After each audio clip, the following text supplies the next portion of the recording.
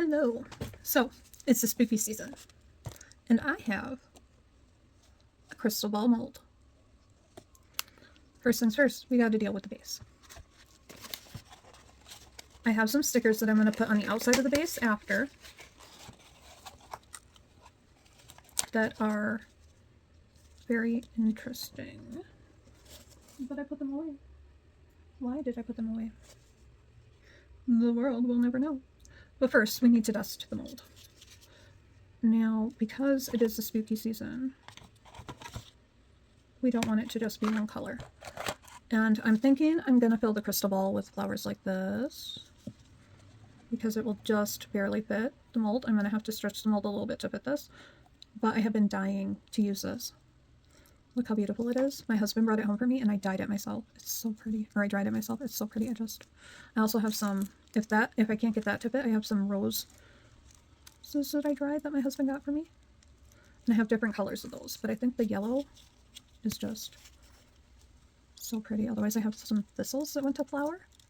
A couple of those in a crystal ball with some crystals at the base. So I'm going to use this Nick Pro Chameleon Powder in the blue, red, purple. And I'm just going to dust the entire base of this because I'm putting the stickers on the outside. Because my ultimate goal, I want the base to be opaque because I'm going to be putting some lights in the base of the crystal ball, and I want to put the box for the lights in the base. So I want the base itself to be opaque. So all I do is I just take my brush and I brush the powder. And I'm going to do that for the entire thing. And then when I pour my resin, I will be using black mica powder in the resin. So I'll be back when I get this all done because it's going to be very boring for you to sit here and watch this. So I'll be back when I get this dusted. Okay, so that's dusted and it's beautiful. Look at that shift. So I'm going to use my Pearl X Carbon Black because, like I said, I want this to be really, really opaque. I'm going to use my Let's resin, 2-part epoxy resin. Because it's such a large project, I'm not going to use UV resin for this.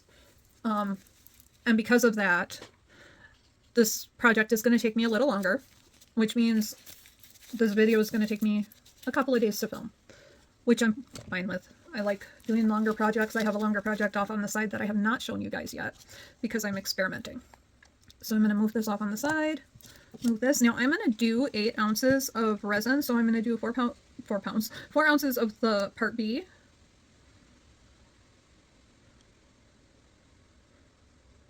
I'm almost out of this, but I have a gallon of the Let's resin on standby. Now, when you do resin, even if it's from the same company, you do not want to mix 2 different batches of resin because the ratios will still be different. So when I finish these 2 buckets, I will throw them away. I will use as much as I can, but I will not mix them with the new resin because they may not mix properly. And then I'll have mixed new resin with old resin and wasted time and money. All right, so that is 8 ounces, and I almost spilled that, which would have been really unfortunate. Okay, so when you're mixing resin, I have wood sticks, but as you can see, I have used these several times. I have silicone ones on the side, but they need to be cleaned. You mix slowly. I'm sorry, I keep bumping you. I'm working on getting a new setup. I'm getting all the upgrades for you guys so that I stop bumping you. You want to scrape the sides. Now, I'm using a cup that I've mixed dark colors in previously. I've said this before, but I reuse everything until it can't be reused. Now, when you're mixing resin, see how cloudy it is now? You want to mix it until it's clear with no streaks. That's going to take 3 to 5 minutes, so I will be back when my resin is fully mixed. Okay, so now I'm at the part where I can add the black. I'm using another popsicle stick. Again, I've used it so much. Now I'm going to add a decent amount because, like I said, I really want this to be very, very dark. But I also am going to add some black holographic glitter because we also want a little sparkle. So I'll be back when I get this mixed in. Okay, so I mixed it in and it's not dark enough for me. So I'm actually going to add a little bit more of the black.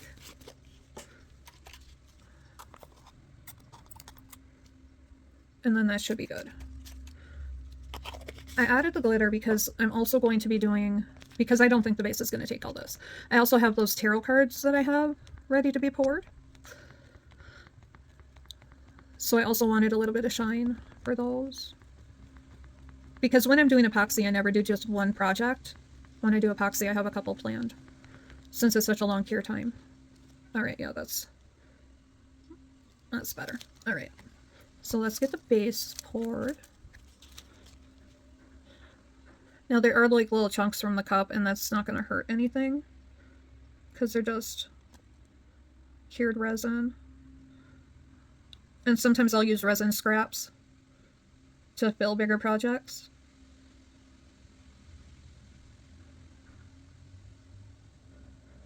Oh, look how pretty. Now I'm going to be moving this to another place to cure. So I can top it up there, but I'm going to give it a little wiggle for the bubbles. And then what I'm going to do is I'm going to transfer it, and then as it cures, I will hit it with my lighter to pop the bubbles. So I'll be back in a few minutes after I move this, get my tarot cards poured, and then we'll do the crystal ball. Okay, while I was paused, I set up my gallon of resin because I did not have enough of the other resin to finish this. I also attempted to put this in the crystal ball, and it will not fit. So we are going to do a rose instead. And I am currently looking at all my roses. My box of flowers that I dried myself, by the way, smells so good. What do we think of this one? I think if I scrunch it, it would fit really, really well. And I can use the stem to hold it up. I think I'm going to try that. Otherwise, I have this one that's a little bit more closed.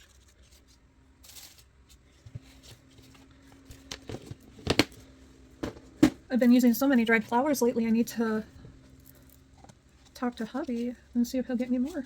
Okay, so I have another cup here. Again, one that is lovingly well used. We reuse everything in this house. I'm getting a clean silicone stir stick because we're using clear. And I'm going to do another 8 ounces because I think this is going to take almost that much. I am going to make sure that it is cleaned out because I want it to be as clear as possible. Now the inside of this is faceted, and I think I got this mold off of Amazon. I will look, and if I did, I will post the link in the description box. I honestly don't remember where I got it, and I've been so excited to use it. Okay, so I'll be back after I measure my resin, stir my resin, and I'm ready to pour. Okay, so my resin's poured. I'm going to pour it in slowly. I let my resin sit for a little bit to get rid of the bubbles. I still have a few bubbles, but they're very small, and I'm using Let's resin, so it's usually pretty good about degassing. Now this is a very large mold, so I don't think I'm going to pour it all the way.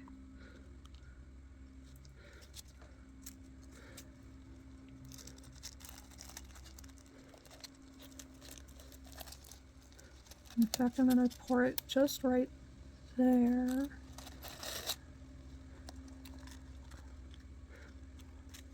I dipped the petals in the resin, but I didn't like how that rose sat. I want to use something a little bigger.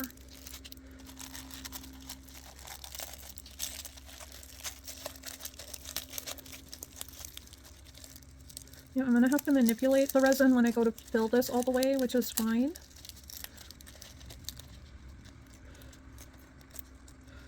But putting the rose in now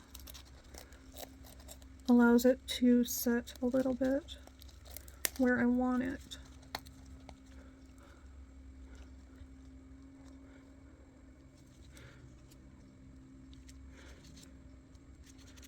Just like so.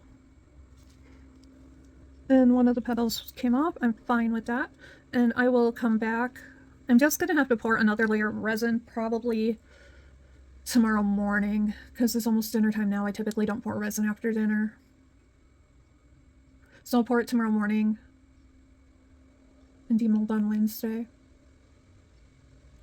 So I will see you all on Wednesday. Okay, so it has been just a couple seconds for you, but for me it has been a couple of days. I've done a couple more layers on the sphere. I've also added a little bit more plants. Now I didn't fill the mold all the way because when I do, I typically have to do more sanding. And since this is my first time pouring this mold, I'm not sure if I have to fill it all the way or not. So it's better to under pour than over pour in this case, especially with spheres. So I'm gonna do the base first and then the sphere. I'm really excited about this because I have so many ideas and I haven't peeked at these at all.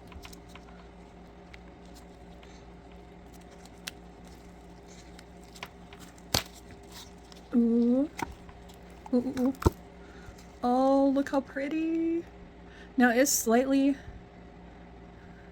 inclined. I don't know how to pronounce it, but it does have a slight bend in. Look at the color shift. Ooh. And this might be big enough. I was playing with an idea as far as I have fairy lights. And now I don't know where I put the box. But I have fairy lights and I wanted to put them in the globe, but I wanted to put the switch for the lights in the base, and I might be able to do that. So let's unmold this now and see what we have. And I usually have problems unmolding round objects. With my my hands are not very strong. Actually, that was not bad. Ooh. Oh, look how pretty. And I put a little purple on the bottom. I am going to have to sand just a tiny bit because this seems a little sharp and I don't want to sand anything that's a little sharp. And I'll probably have to sand to roughen this up, and I will smooth it out with some UV resin because I should have filled it up a little bit more. Oh, but it's so pretty. Let's see it in the base. Oh yes, I'm definitely going to be making a lot more of these. I have so many ideas. I don't think I'm going to do the stickers like I thought I would, because I think the stickers with the flowers would be overkill. I think I'm going to leave it like this. So I want to thank you for coming with me on this very fun journey with this new mold. And I hope you enjoy the rest of your week. Please, if you enjoyed this, like and subscribe. I have some very fun ideas coming up. Bye-bye.